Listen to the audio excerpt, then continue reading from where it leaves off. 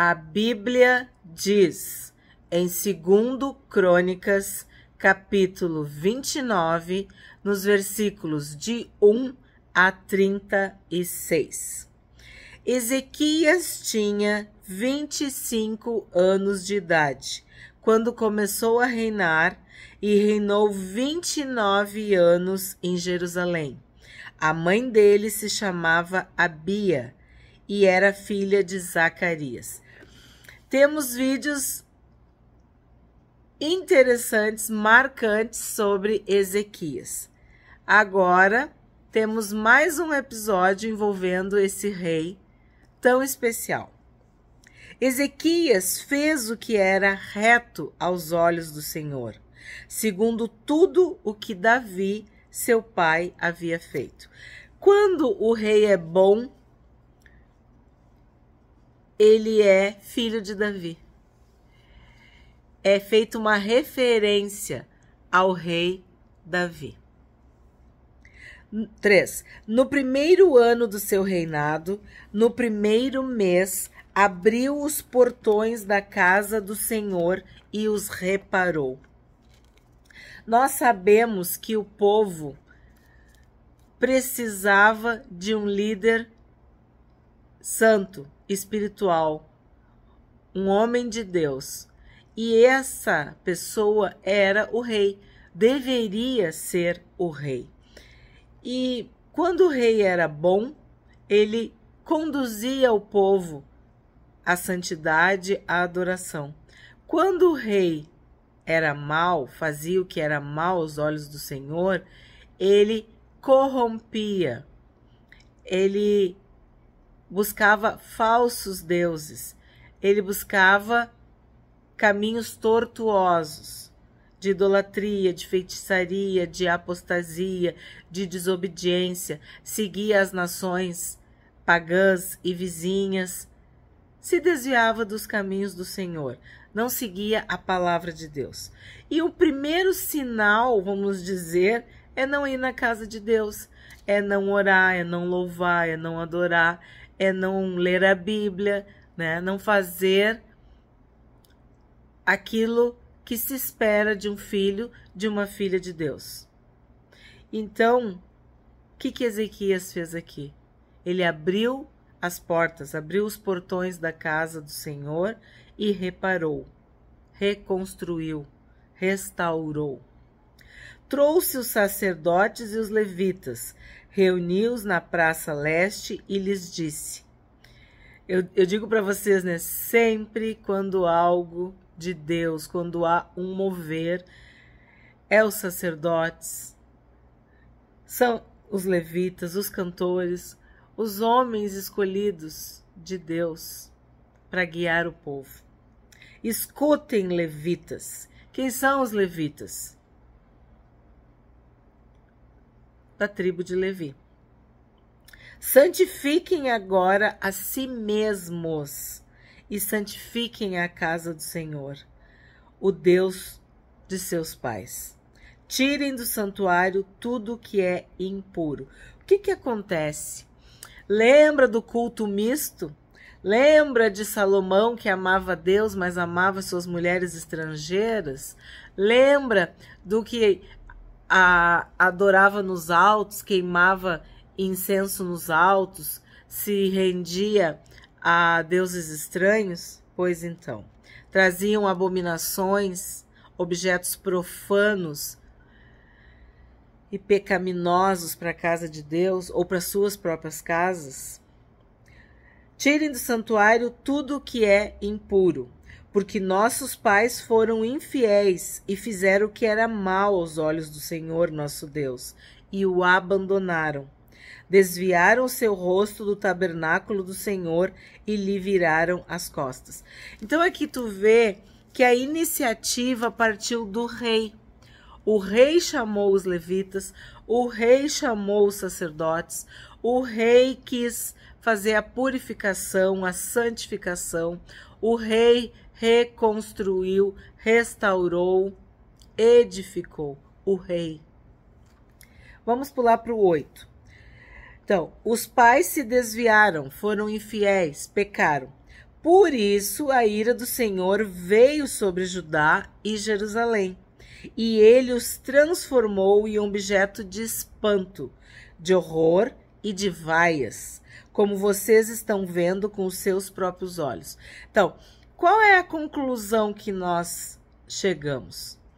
Que quando nós nos afastamos de Deus, nós nos aproximamos dos nossos inimigos. Ou, quando nós nos desviamos de Deus, os inimigos se aproveitam de nós. Eles têm poder sobre nós. Amizade de Deus, inimizade contra o mundo. Amizade com o mundo, inimizade contra Deus. Tu não pode servir a dois senhores. Ou tu anda na luz, ou tu anda nas trevas. E o que eles queriam fazer? Misturar tudo. Lembra do culto misto? Lembra de fazer uma coisa para Deus e fazer outra para o outro Deus lá, para outra divindade, para o falso Deus? Vamos continuar. 9. Porque eis que os nossos pais caíram à espada, e por isso os nossos filhos, as nossas filhas e as nossas mulheres foram para o cativeiro. Nós vimos nesse vídeo da causa do cativeiro, a causa dos nossos cativeiros, das nossas prisões, do cárcere. Nós precisamos de libertação. Os pais precisam, os filhos, as filhas, as mulheres, as famílias precisam de libertação. E quem pode livrar, quem pode libertar? O nosso Deus, o Deus Todo-Poderoso, o Criador dos céus e da terra. Ele pode. Mas se tu virou as costas para Ele, se tu te afastou do Deus vivo, se tu te desviou dos caminhos, se tu não guarda mais a palavra de Deus, tu vai para o cativeiro, tu fica vulnerável. Agora, olha o rei falando, agora estou resolvido a fazer uma aliança com o Senhor, Deus de Israel, para que o furor da sua ira se afaste de nós. Meus filhos, não sejam negligentes, pois o Senhor os escolheu para estarem diante dele, para o servirem, para serem os seus ministros e queimarem incenso. Aqui, nós temos que esclarecer que isso aqui fazia parte de um ritual, fazia parte de uma prática na casa de Deus. Mas na Bíblia, o incenso ou os incensos simbolizam as nossas orações. Nós não praticamos mais isso que está escrito aqui. Por quê? Porque não é mais necessário. Isso tinha a ver com a ritualística, a liturgia, as práticas no templo, na casa do Senhor. Agora vamos para o 15. Congregaram os seus irmãos, santificaram-se e vieram, cumprindo a ordem do rei, segundo as palavras do Senhor, para purificar a casa do Senhor. Os sacerdotes entraram na casa do Senhor para purificar e tiraram para fora, ao pátio da casa do Senhor, todas as coisas impuras que encontraram no templo do Senhor. E os levitas pegaram estas coisas e as levaram para fora, ao vale do Cedron. Então, de novo, estamos falando de um templo, de objetos, de coisas, de práticas, mas agora nós podemos trazer para a nossa vida, para o nosso corpo, para a nossa alma, para o nosso espírito.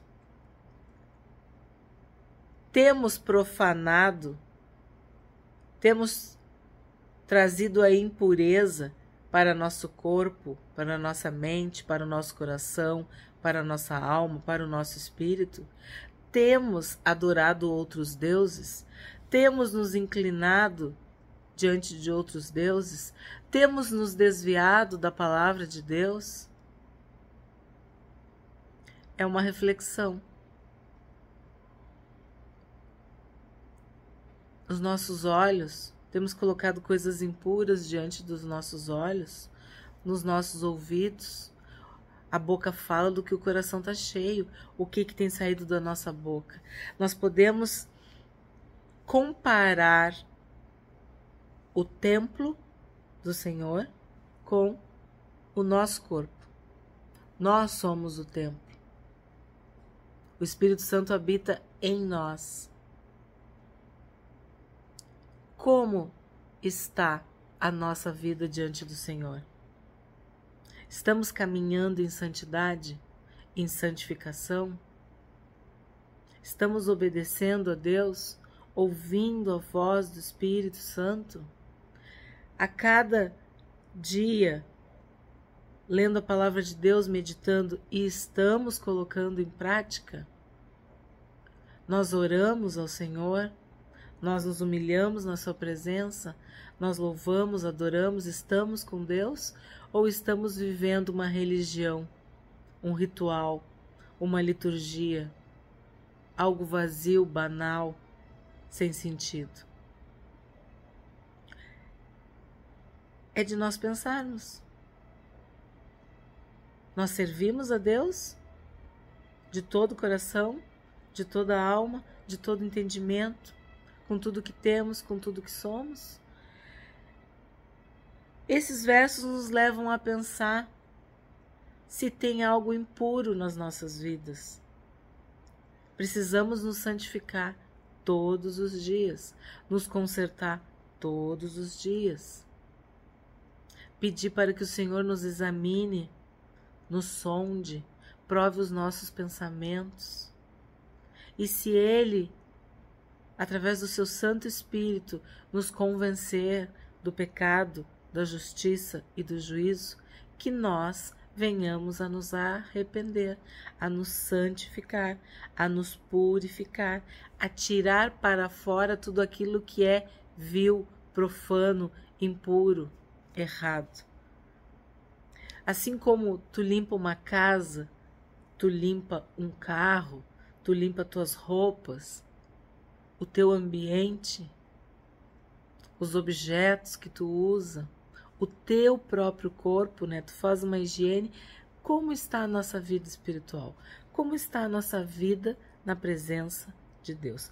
Essa reflexão é que fica quando a gente vê todo esse esforço de Ezequias para purificar a casa do Senhor. Vamos para o 19. Também todos os objetos que o rei Acaz, em sua infidelidade, jogou fora durante o seu reinado, nós já preparamos e santificamos, e eis que estão diante do altar do Senhor. Tu pegar o que é bom e fazer mau uso,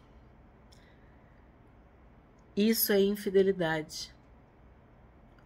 Foi o que aconteceu aqui. O rei Acaz, em sua infidelidade, ele jogou fora, ele desprezou, ele desqualificou, ele desvalorizou. Isso também às vezes acontece conosco. Quando, eu não tenho tempo para orar, não tenho tempo para ler a Bíblia, não tenho tempo para ir na igreja, não tenho tempo para evangelizar, mas eu fico muito tempo distraída, fazendo coisas que só agradam a mim. Quando tem pessoas indo para o inferno, pessoas desesperadas. Então, tu está jogando fora aquilo que é precioso, está jogando fora aquilo que é de Deus, em detrimento de coisas mundanas, vazias e passageiras? Fica a reflexão. 20. Então o rei Ezequias se levantou de madrugada, reuniu os chefes da cidade e subiu à casa do Senhor. Sempre que fala disso de madrugada, a gente via, né, que Davi também se levantava, Josué, o próprio Senhor Jesus. O que eu entendo? Buscar a Deus em primeiro lugar, a primazia, a prioridade. Valorizar a Deus. Acordar cedo para estar na presença de Deus. Fazer a vontade de Deus o mais rápido possível.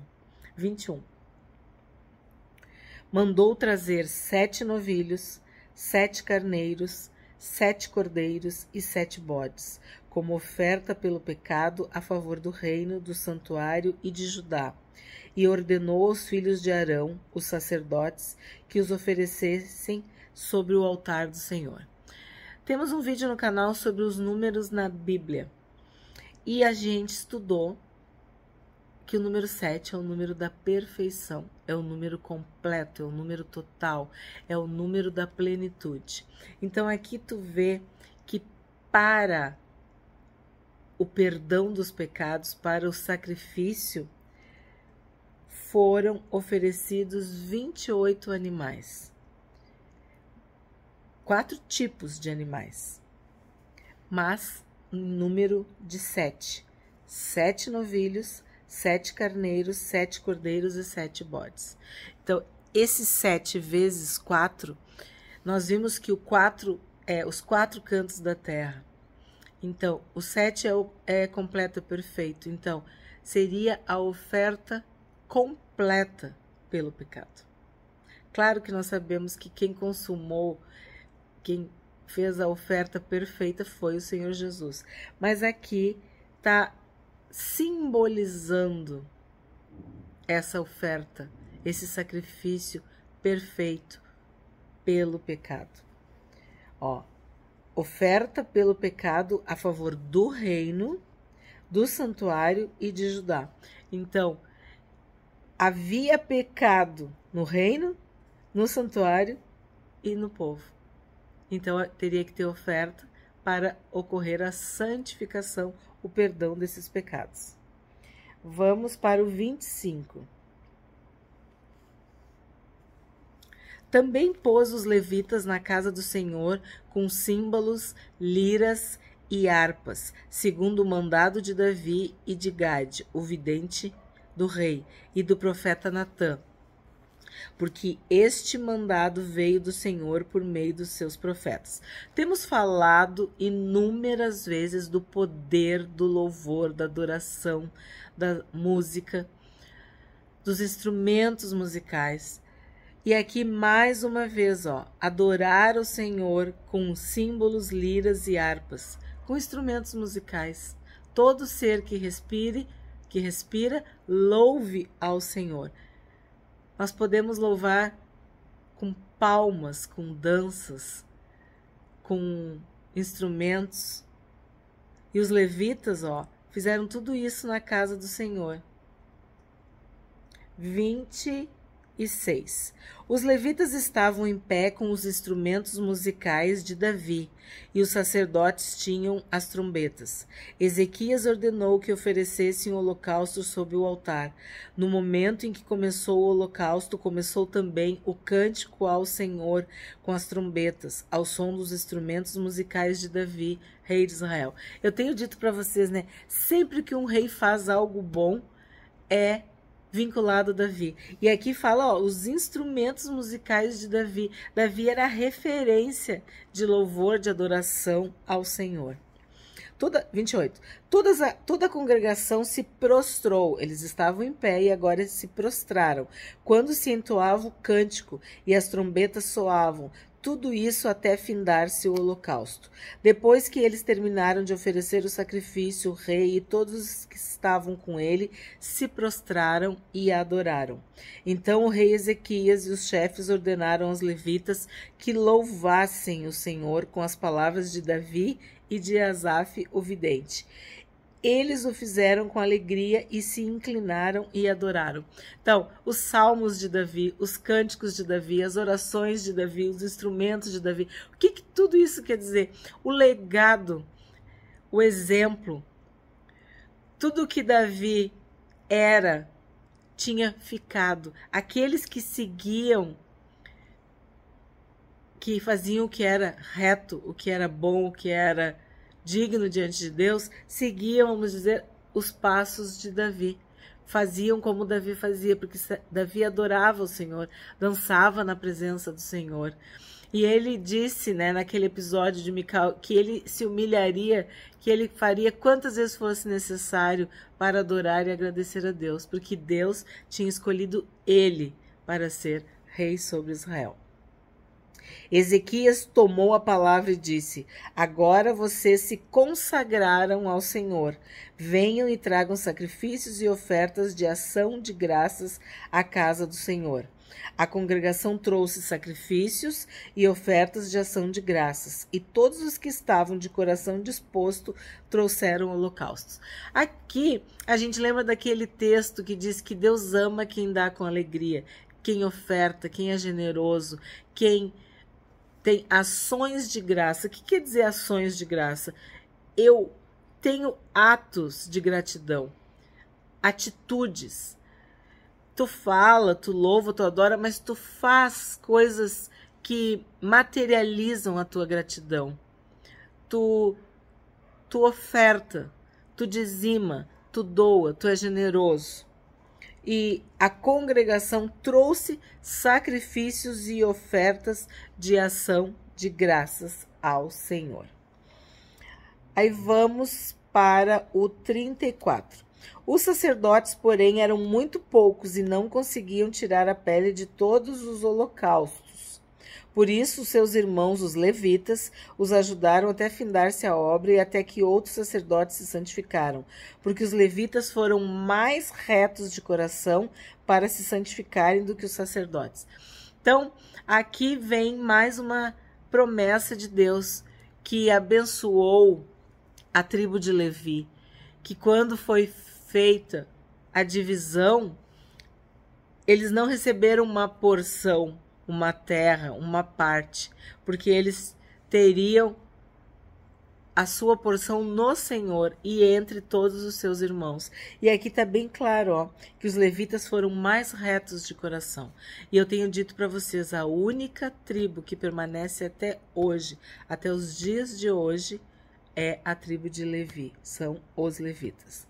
Além dos holocaustos em abundância, houve também a gordura das ofertas pacíficas e as libações para os holocaustos. Assim se restabeleceu o ministério da casa do Senhor. Ezequias e todo o povo se alegraram com o que Deus tinha feito pelo povo, porque esta obra foi feita em pouco tempo. Significa que o rei teve uma iniciativa de restaurar o culto, restaurar, purificar e santificar a casa do Senhor. O que nós aprendemos hoje com este capítulo? Em primeiro lugar, o exemplo de Ezequias, a autoridade deste rei. O rei Ezequias fez o que era reto perante o Senhor. Ele abriu as portas da casa do Senhor e as reparou. Isso dá para nós a ideia de reconstrução, de restauração, de edificar, de construir, de que nós devemos estar sempre renovando, cuidando e mantendo, não deixando a nossa amizade, o nosso relacionamento, a nossa intimidade com Deus ruir. Nós devemos edificar, construir diariamente essa intimidade, no lugar secreto, mas também no culto público, também na congregação, também junto com os irmãos. Quem que ajudou Ezequias nessa restauração, nessa santificação? Os levitas e os sacerdotes. Ele os chamou e ordenou que se santificassem e santificassem também a casa do Senhor, retirando toda sorte de imundície, de coisas impuras, daquilo que era pecado, que era errado. Então, nós precisamos nos santificar para santificar quem está ao nosso redor e também aquilo que a gente faz, as coisas, as circunstâncias, os nossos relacionamentos, a nossa vida. O Espírito Santo que habita em nós nos santifica e com essa santidade, com essa santificação, nós podemos também abençoar quem está ao nosso redor. E foi o que aconteceu.